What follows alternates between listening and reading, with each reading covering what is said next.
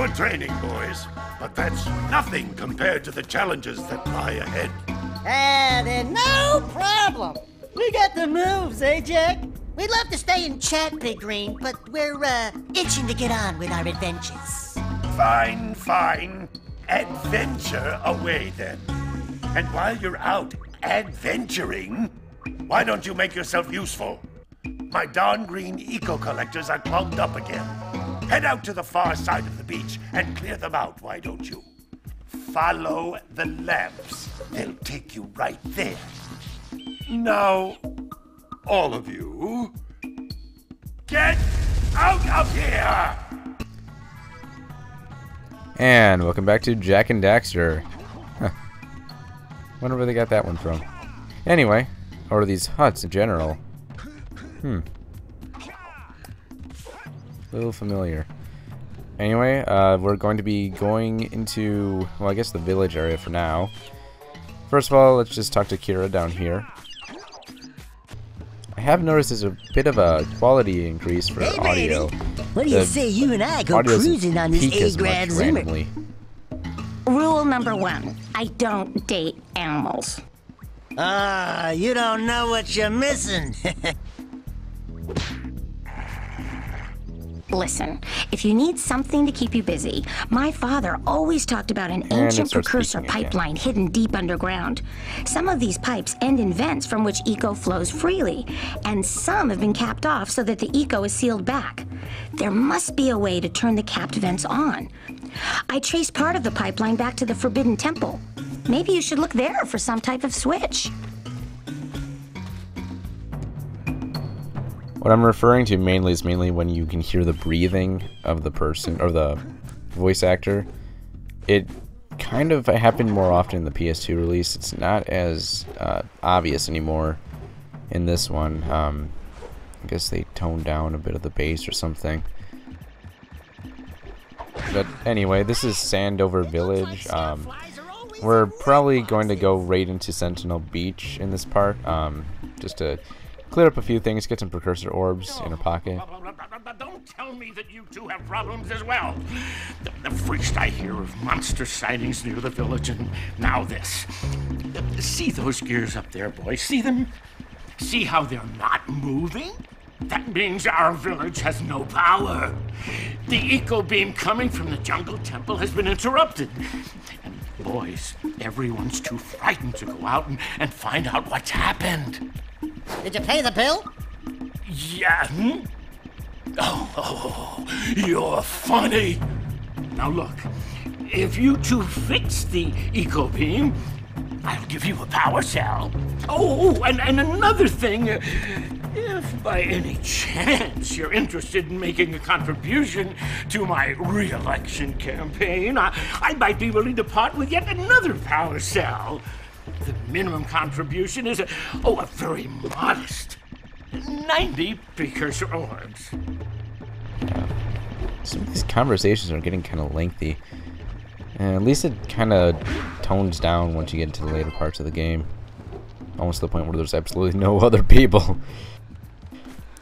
So we currently have 50 precursor orbs. We're supposed to get 90 for most of these people. In fact, I think everyone in the game wants 90, aside from the Oracle, who wants 120. You've caught me at a most inopportune moment. I was to set off on my journeys yesterday, but I seem to be a spot short on the old precursor orbs. I would have pledged my word that I had 90 of them, but I gather that your young friend, you know, the little annoying, miserably ugly one, might have just pilfered them as a sort of a spot of fun.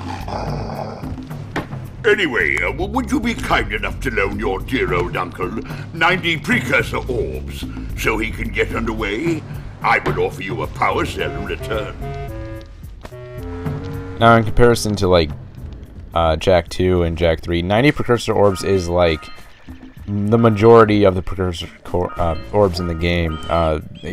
In this game, there's a ton of precursor orbs that they're just taken for granted. Hey! While in Jack 2 and 3, they're more of just collectibles to get cheats and trophies now. I thought for a moment you were my muse. Your what? Haven't you ever seen a muse before?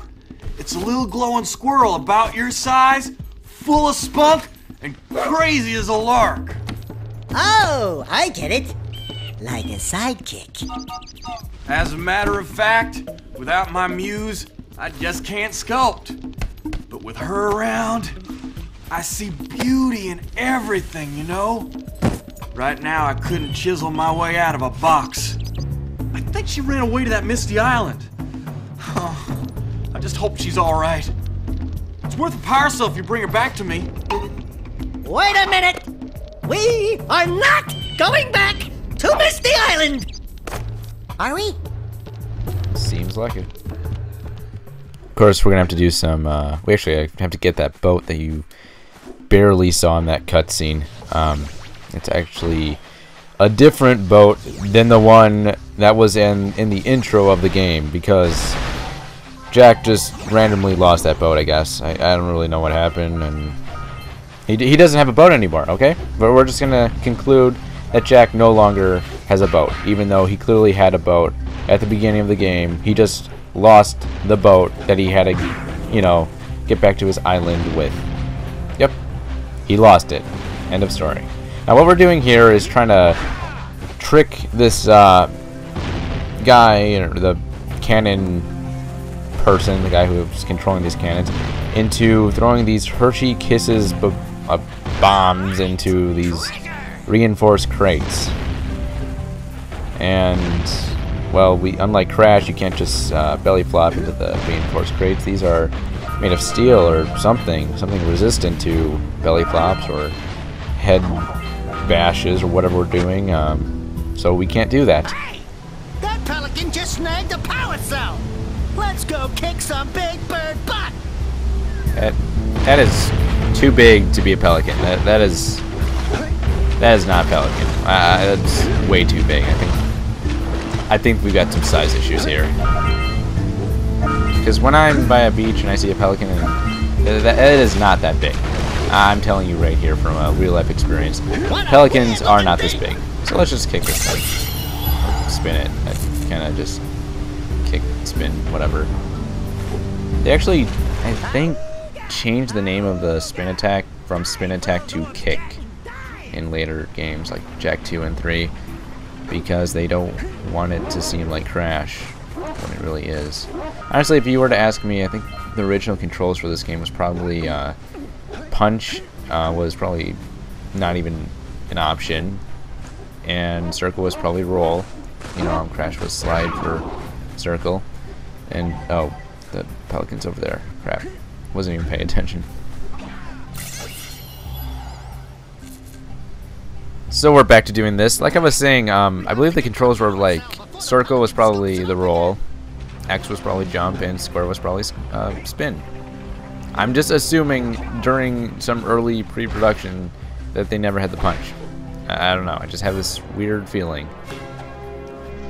So we get to save to our PlayStation 2 memory card. That better be inserted. Do not remove the PlayStation 2 memory card at any time from your PlayStation 3 console, because I know you can totally plug one in or remove it.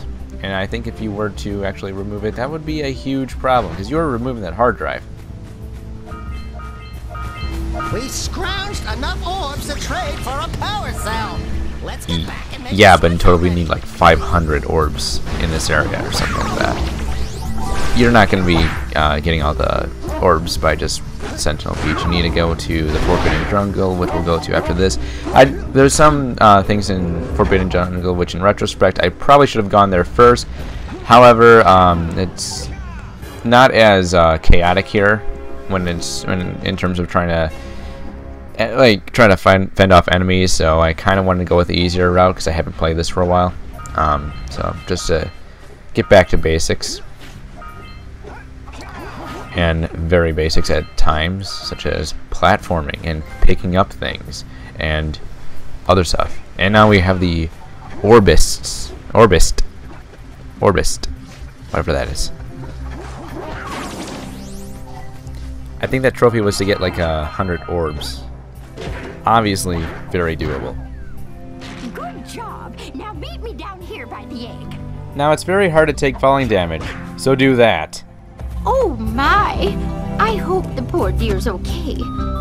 Here's a power cell for your valor.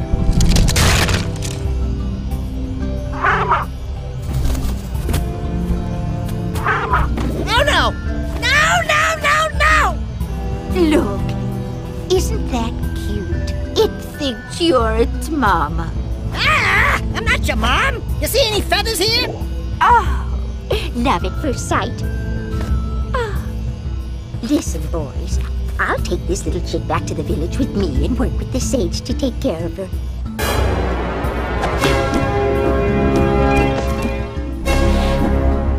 You know, I was kind of surprised Daxter actually didn't go after any other qualities a mother would have, you know, besides the different animal thing. And that is a death. Better you than me. But then again, if Daxter did say anything else, I think this would have been the first Jack game to get a T rating.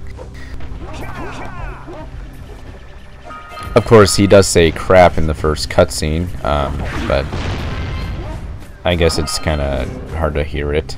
Well, not really. It's just not as memorable and doesn't really stick out as much. But he still says it, and that's technically a swear, even though I don't really consider it a swear at all. Must have forgotten these orbs down here. Lots of times this will happen where it's just like a random batch of orbs that are that were on screen, and I just missed them completely. Yeah. So over here we've got these green eco vents. You basically want to punch the rock and it breaks by the punch of your mighty fist.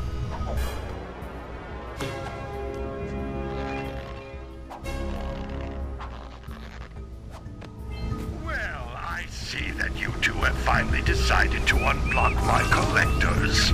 I would offer my congratulations, but you have so much to do I won't waste your time. By the way, if things don't work out, Daxter could always get a job controlling the village rat problem. Kind of foreshadows what the premise of Daxter is going to be about. Replace rat with bugs. But anyway. Now, what we opened were green eco vents. Those vents have both the purpose of healing you, which kind of, it's not very often that you'll find one. On top of that, the checkpoints are pretty nice, like I said in the last part, so dying typically is the faster way of getting around or just re-healing. So if you don't end up using it, you're not alone. On top of that, they also serve a secondary function in order to get a precursor orb. Precursor orb. There I go again. Power cell. It's later on in the game, but it's during the second world. Let's buzz 'em for kicks. Okay, this one is kind of obscure. They're just trying to show, you know, how many things can be animated at the same time in the PS2. Just trying to make you like, oh my god, this console is incredible. So you're basically gonna chase these seagulls, and well, you get a power cell for, you know, putting the PS2 to its to one of its many qualities.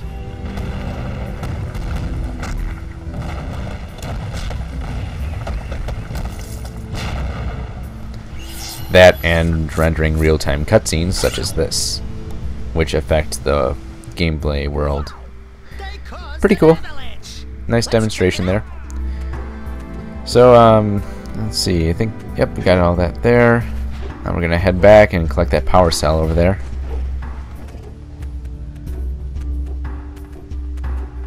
You know, it's like pretty crazy to think that it's been like, what, 10 years since, well, over 10 years now, since Jak and Daxter came out. I mean, these games hold up very well, graphically and gameplay wise. I mean, everything in this was brought over pretty well. The game was actually converted from the PS3 uses a different uses C++, which is a programming language. This was created with a proprietary language, I guess. It was with the Goal, G-O-A-L. Crash used Ghoul, which is a different one. They were both made by Naughty Dog. But I mean, the whole way that we're starting to see, you know, games that came out 10 years ago come back in HD or 3D, it's pretty insane. You have to wonder if they're ever gonna be able to restore or enhance even like Uncharted or something later on down the road in like 10 years. God, it's like scary to imagine what they could do if they even do go after the like those type of games. Games that we have nowadays, it's just the graphics are great to begin with, but I mean, 10 years from now, who knows? We could have like extremely realistic, you know, lighting effects. I actually read something about how lighting currently on when it comes to modern day consoles, lighting is usually drawn from 2 sources when in reality they should be using 3 sources, and that's what they hope to achieve with the next set of consoles. So I guess lighting is supposed to improve with the next generation. That's pretty crazy to think about, but I mean, lighting in this game is pretty nice. It has its has not as many lighting effects, but I mean, for the time, the real-time lighting was a huge deal. Crash had it, but it was kind of more scripted, because if you go in this area, Crash dims his entire body or something like that. Like, they did that, but having the real-time lighting back then was completely new and completely innovative, and I think it really showed off like what was possible with PlayStation 2 and what games can really pump out. So I mean, if we see like Uncharted with amazing lighting one day, or you know, who knows with the PS4 or the PS5, God, there even will be one. Who knows, we could all go and have portable consoles by then. But who knows? That's probably like 20 years down the line. I mean, this generation itself, PS3, it's been how many years? 6 years? Let's see, 2006 it came out? So yeah, 6 years. Typically this is when you're expecting the next generation of consoles, and we are, but this one's going on way longer than expected. I mean, by now we should know what the PS4 looks like, but nope. All we know is the Wii U, but that's only exceptional because the Wii was just a GameCube duct taped to a PS2 and like kind of worked a little bit better. Yeah, something like that. So, I mean, the Wii's not, well, it's having that duct tape, like it kind of ruins the graphics after a while, because it just duct taping consoles together doesn't work as well, so you don't want to do that. It's not very practical. So, anyway, let's get away from that chat. I'm gonna leave the beach for a while because we're gonna have to come back and get a bunch of junk. Anyway, we're gonna just quickly grab these, do the farming mission, and then finish up this first or second part of this game. So these are called yak cows. I have no clue why they're called yak cows, but they're cows. Sure.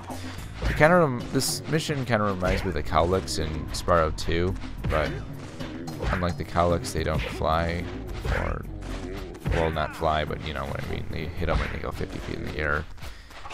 But this isn't like run around the entire world or level and try to find them and bring them back.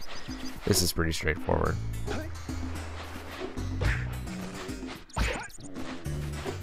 And to be honest, like, the cowlick mission has got to be like the worst mission in Spyro 2, I'd say. Mainly because it's time consuming, but yeah, I'd say like I hate Zephyr the most in Spyro 2. This mission itself isn't too bad, but God, getting these cowlicks, hello, yeah, cows into the actual pen is annoying, considering it's like you have to rely on going. Well, I guess you punch them in the area. The direction you punch them is where they're gonna go. Something like that. It might be a little off. Of course, it's just this weird AI structure, and it's finicky. It's a challenge, especially if you're not used to this type of weird direction to do. Ah, well done, my boy. You actually got those flea bags back into the pen. Now I can sleep in peace. Take this power cell for your trouble.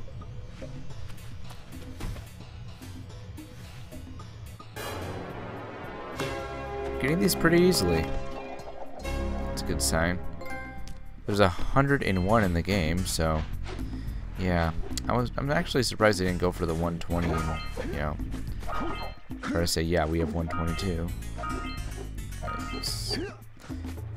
Just gonna grab these power cells up. Here we go again.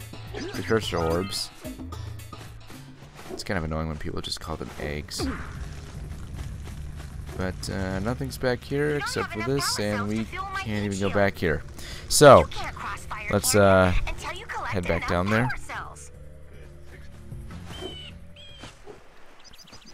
And we're just gonna quickly go towards the Oracle. The Oracle's basically this giant machine, precursor machine that has power cells. Basically, you want to have 120, I believe, 180, and you can trade for a power cell. And I failed there.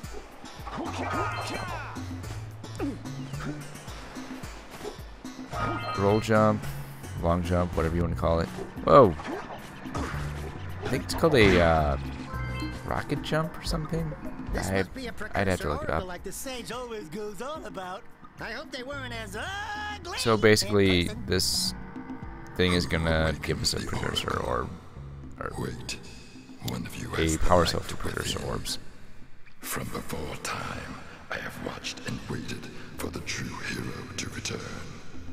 Present to me 120 precursor orbs for each power cell I contain. Yeah, okay, it's 120. For your gift, another power cell is yours. And we can't afford the other one, so we're gonna have to come back after the jungle level, which we're gonna do in the next part. And I believe that's gonna cut it for this part. So if you enjoyed this part, subscribe, make sure to comment down below so I know that you guys are enjoying it. Also follow me on Twitter if you would like to get more updates from me. Thank you for watching, and see you in the next part.